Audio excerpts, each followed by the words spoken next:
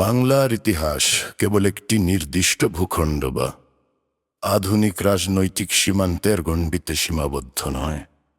যদিও হরপ্পা ও মহেঞ্জোদারো ভৌগোলিকভাবে সিন্ধু নদের অববাহিকায় ছিল, কিন্তু সাম্প্রতিক প্রত্নতাত্ত্বিক গবেষণা যেমন ওয়ারিবটেশ্বর বা পাণ্ডু রাজার ঢিপি প্রমাণ করে যে সেই সমসাময়িক কালেও বাংলায় এক উন্নত নগর সভ্যতা বিদ্যমান ছিল।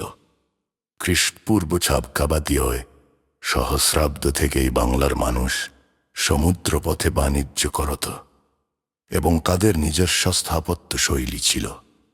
গ্রিক ঐতিহাসিকদের বর্ণনায় গঙ্গারী রায় জামরাজ্যের কথা জানা যায়, যার ভয়ে স্বয়ং আলেকজান্ডারও পূর্ব দিকে অগ্রসর হওয়ার সাহস পাননি।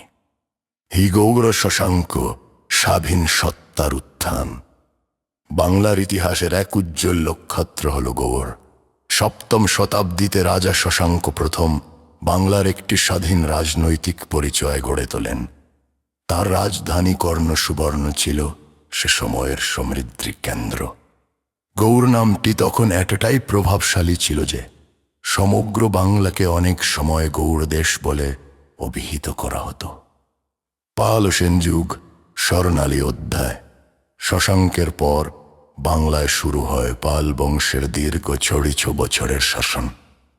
এটি ছিল বাংলার ইতিহাসের এক স্বর্ণযুগ। ধর্মপাল ও দেবপালের শাসনামলে বাংলার সীমানা উত্তর ভারত পর্যন্ত বিস্তৃত হয়েছিল। নালন্দা ও বিক্রমশিলা মহাবিহারের মাধ্যমে বাংলা তখন সারা বিশ্বের জ্ঞান চর্চার কেন্দ্রে পরিণত হয়। এরপর সেন শাসনামলে বাংলা এক ভিন্ন সামাজিক ও ধর্মীয় কাঠামোর মধ্য দিয়ে যায়, যা এই অঞ্চলের শিল্পকলা ও স্থাপত্যে গভীর প্রভাব ফেলে। জন সুলতানি আমল শাহী বাঙালিয়ান। ত্রয়োদশ শতাব্দীতে তুর্কি আক্রমণের পর বাংলায় ইসলামী সংস্কৃতির মেলবন্ধন ঘটে।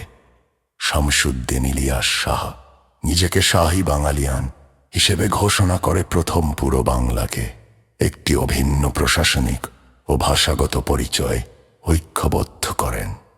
সুলতান আলাউদ্দিন হোসেন শাহের আমলে বাংলা সাহিত্য ও সংস্কৃতির অভূতপূর্ব উন্নতি হয়। গৌড়, পান্ডুয়া ও সোনারগাঁও তখন বিশ্ববিখ্যাত বাণিজ্য নগরীতে পরিণত হয়েছিল। মাঝ মুঘল ও ব্রিটিশ শাসনের করাল গ্রাস। মুঘল আমলে সুবাহ বাংলা ছিল পুরো সাম্রাজ্যের সবচেয়ে প্রদেশ, যাকে বলা হতো জান্নাত ও ইতিলাদ বা প্রদেশ করল স্বর্গ।